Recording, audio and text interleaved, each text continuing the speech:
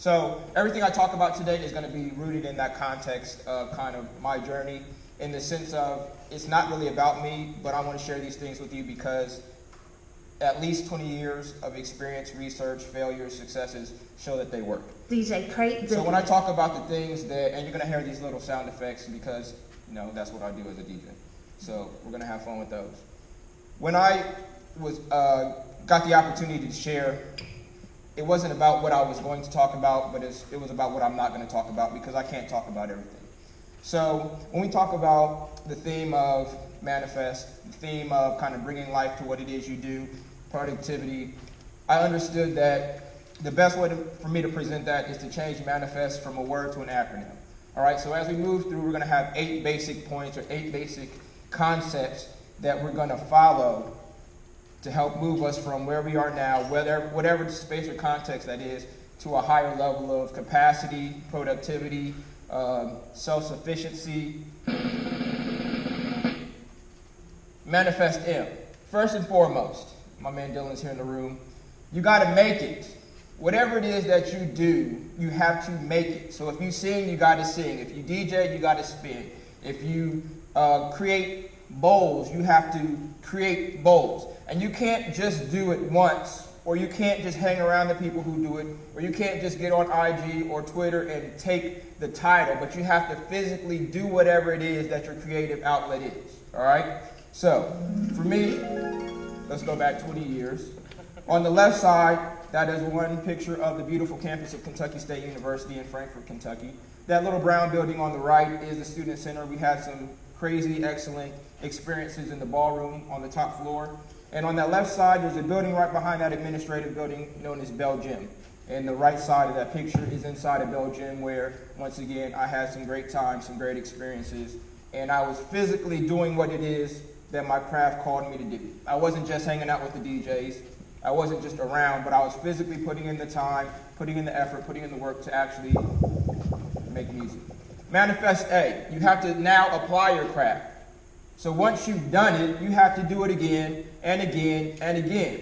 With that being said, that consistency has to fall in context. So as a singer, I don't expect you to put out a new song every day. I suggest you don't put out a new song every day. But you can't just say I'm a singer, put out a song in January, and then disappear until October. You have to be engaged. Whether that means I'm on IG just saying, hey, I'm working on this, or show kind of this is what my vocal warm-up routine is, or I'm going to open mics, or I'm booking shows, or I'm in the studio and I'm taking pictures to show that I'm actively doing whatever it is I do.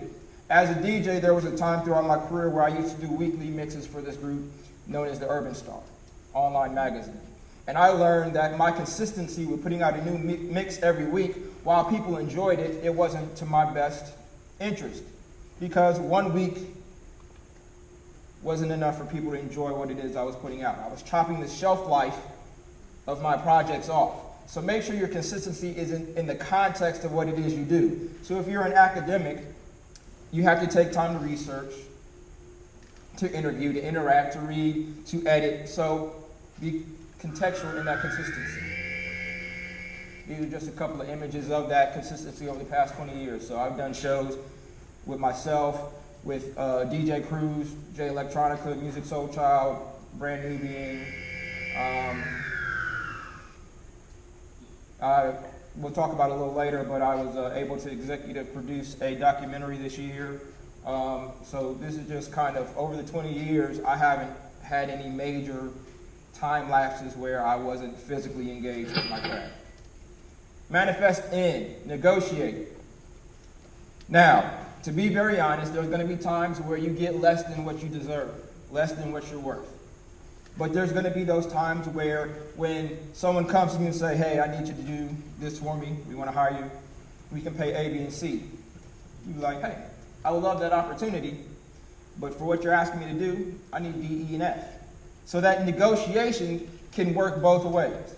So why we have to negotiate? It allows us to gain access, allows us to then show value once we have our foot in the door, and then it allows us to leverage those assets on the backside. So, in Marshall, we talk about 2010, 2003 when you were CCAD, when you first started? That was a long time ago, sorry. So when I first met Marshall, I was DJing on Wednesday and Thursday nights at a spot called Snaps and Taps here in Columbus, Ohio.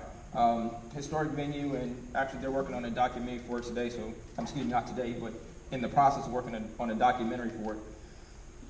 Some of those nights, even when we had a great turnout, I would DJ for 4 hours and I would get paid $20, $25. That was not about my worth, that was not about my skill set. It was about there's only so much money that was made, and there's only if you only make A, B, and C, you can only pay out A, B, and C. But I didn't say I'm not going to take this gig because it only pays $20 when I had to lug all my gear down this iron stairwell from my apartment, load it into this old Plymouth. I had like a Dodge Caravan or something. You know, the ones with the wood panel on the side? So we're talking about like 2001, 2002. And then I had to lug all my records down. At the time, I didn't have separate cases. So for anybody who knows anything about DJs, a lot of times we have cases to carry, case carry what, 50, 60 records, give or take?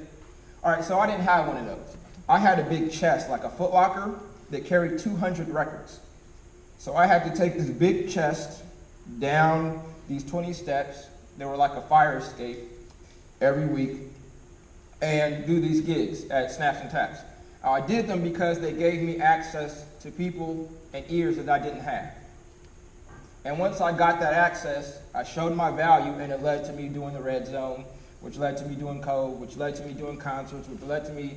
So as you see, I was able to negotiate to now when people come to me and say, hey, we need you to do this and that, they don't tell me what they're going to pay as much as ask me what is it going to cost for me to get you to do this, this, and that. Manifest I, inclusion. You got to bring other people with you. That again is contextual. It's not just about I have this following that I bring to my events and I can get this crowd. That's cool, it helps, but I'm talking about on a creative plane, you have to move with, bring people with, follow the draft of those who are working in a similar space, a similar force, a similar field, a similar momentum. So as a creative, sometimes that means direct collaborations. So in college, I helped form a DJ crew. Later on in the mid-2000s, I helped form another DJ crew. Also, there's times where I work with artists who may not be doing the same thing I'm doing, but the energy, the network, the scope of what they do is similar enough where we can kind of link arms and work together and move forward as a united front. So when we interact with people, we can once again leverage ourselves to say, hey, it's not just this one guy out here on an island doing this. This is a new movement. There's a group of creatives who are all coming forward with this energy, and it behooves you to get on board now before they move somewhere else. All right? So bring other people with you. Manifest F. Freely give. You have to get to the point where, once again contextually, you give of yourself in a creative capacity with no expectation of getting anything in return.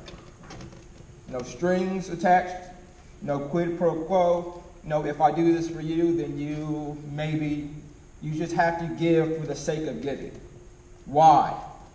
It builds appreciation, it builds support, it builds awareness, and it builds clout. And sometimes it just makes you feel good.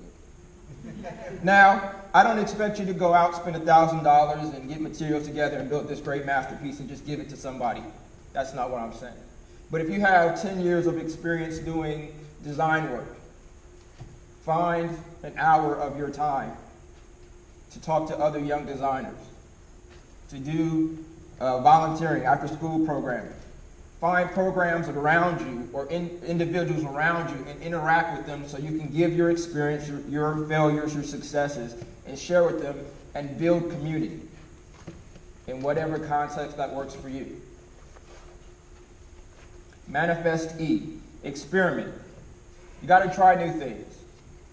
And then add what works to what got you here. So for me, I was always very much a very traditional DJ. I was all about 2 turntables, a mixer, and my cases of records. There came a time where I got booked to do a gig. I had to fly to the venue, and what I paid to get all of my music to that venue was more than what I got paid to do the actual gig. No one wants to pay to go to work. At that point, I understood that I had to make a change that I had been fighting for months. So I moved from being analog only, which means physical vinyl, to incorporating a laptop. For me, it wasn't a big deal because the laptop didn't do any work for me. I still had to physically put the music together. I had to do everything that I was doing before. But now, instead of having, at sometimes 6 cases plus a backpack of music, I had 4,000, 5,000 songs at my disposal at any time.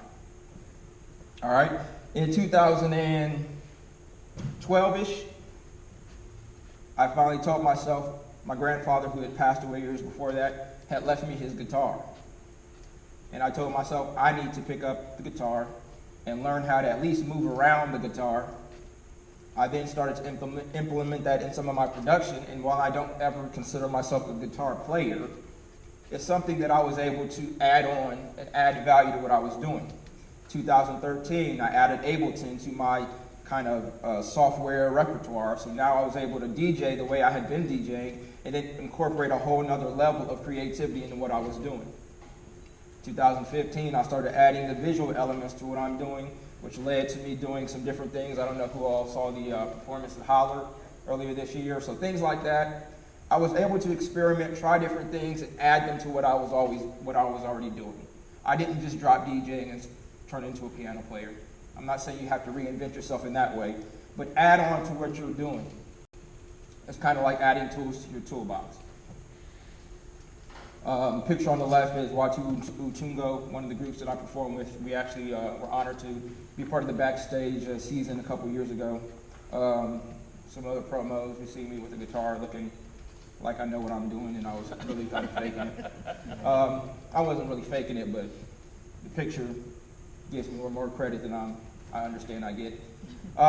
Crate Day. So that's a documentary that I was able to, had the opportunity to executive produce this year. My man Charles Ewing is the director. So what started out as me just having a gig, him following me to get footage that was going to go up on my website or whatever, turned into, at the end of the day, we had so much value in the footage that it had to be something bigger than just something we threw online. So Crate Day, which is available on the website that I have, and some of you guys have the flyers, cratedigger.com/ and then if you go to the website, there's tabs. On the back of that promo flyer that you have, the website is there. But Crate Day is an example of how me kind of experimenting and adding on and taking the next step and pushing things to the next level led to an opportunity that I at no point ever set out to become an executive producer of a documentary. But here I am. M.A.N.I.F.E.S.T. Strategy. Create and implement Act 2. Now, when I first started putting this slide together, I was like, you got to have your plan B. You got to have, and I was like, that's going to be taken the wrong way. So I had to flip it. Some of you guys got the joke. Cool. For those of you, it'll be here later. It'll show up at dinner. Don't worry about it. Create and implement your Act 2. I'm not talking about if what you're doing doesn't work. I'm not talking about doing something else. I'm talking about the next page. So I've had 20 years experience as a DJ. I can just DJ for the next 20 years, but that doesn't really serve me any real purpose. So I'm implementing my Act 2. In part, that means, specifically in 2017, I've intentionally moved into a space where I'm taking my experiences, my successes, my failures more so than my successes, but just what I can share and give to those who are interested in hearing it or can relate to it and make it relevant. I'm putting that out there. All right? So I've had the opportunity to present to the Lincoln Theater's Artist Incubation Program, making M.A.N.I.F.E.S.T. a couple weeks ago. Honored to be here today. But those are just 3 examples of how I'm going from being a DJ, a musician, an instructor, a producer, and all these other things that I do. And now I'm taking all of those experiences and opportunities and thoughts and interactions that I've had, and I'm putting it out there for everybody else who can take something from them to take something from them. Manifest-T is your transition. You got to define your legacy. Now, when I talk about transition, I very much mean, in one context of it, when you are no longer on this earth. At some point, we're all going to be gone. Hopefully later than sooner, but at some point, we're all going to be gone.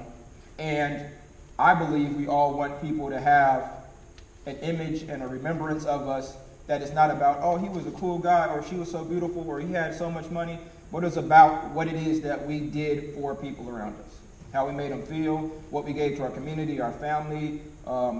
So it's not just a kind of luck of the draw or a crapshoot when it comes to your legacy. There is no reason why, without intentional action, intentional thought, that we can't each define our own legacy. So, we talk about Miles Davis, Coltrane, Michael Jackson, Prince. They define their legacy. Marshall Shorts, Corey Favor, Kendrick Lamar, Jay Rawls.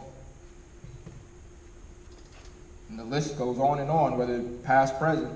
You can define your own legacy, but it starts with you sitting down and telling yourself, what do I want my legacy to be? Then, with every other opportunity that comes before you, you can say, does this lead me down the path of the legacy that I want to lead? Or does it divert me from that path? Spoke about the documentary that I was able to executive produce.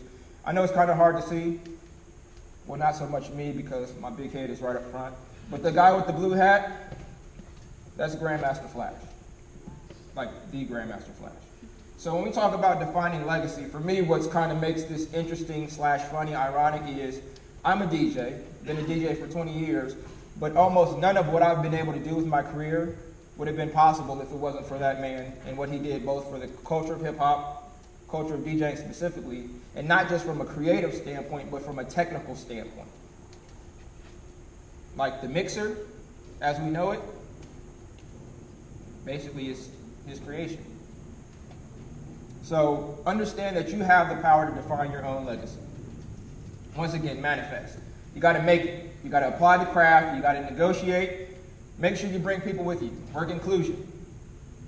All right? You got to freely give. You got to experiment. You got to strategize. And then think about transitioning from this stage to the next stage. So once again, I want to thank you guys for your time. I want to thank Marshall, Corey, and the CCF 6 crew. And I'm DJ Crate Digger, the Mighty Sound Champion crew. You can catch me online, cratedigger.com. I'm on IG, Facebook, what else is there? Twitter, basically Crate Digger, KRATEDIGGA. Thank you.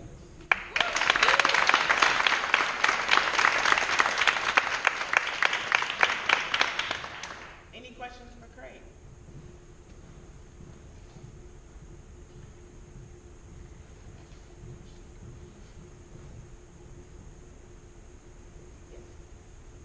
So if it's not too personal to you, what is the legacy that you want to leave? It's none of your business. No, I'm joking. It's kind of, it has a couple different tiers. So first and foremost, I want people to, like when I'm gone, I want people to really believe that I was dedicated to my creative vision. And it wasn't out of selfishness, it wasn't out of ego, it was kind of out of accepting to an extent like this is my calling. With that means a lot of time with my family is gone. Like we talk about, Gladwell talks about those 10,000 hours of becoming a master. Like those aren't 10,000 hours that just drop off the sky because we don't have nothing else to do. Those are 10,000 hours that come away from Thanksgiving days when the rest of my family is traveling. I got a gig Thanksgiving night or the day after. Or New Year's Eve, so I'm gonna keep it brief, but my oldest child, my daughter, should be 18 in a few weeks. Actually, sooner than that. But I started DJing in 97. She was born in 99. We've only had one New Year's Eve together, and that was New Year's Eve 99 going into 2000. I physically had to work every New Year's Eve since. So just little things like that, which may not be a little thing to other folks, but for me, that's one thing that I had to an extent, had to kind of sacrifice or negotiate in my life, because my calling and my path and what it was I was trying to accomplish required me to make those tough choices.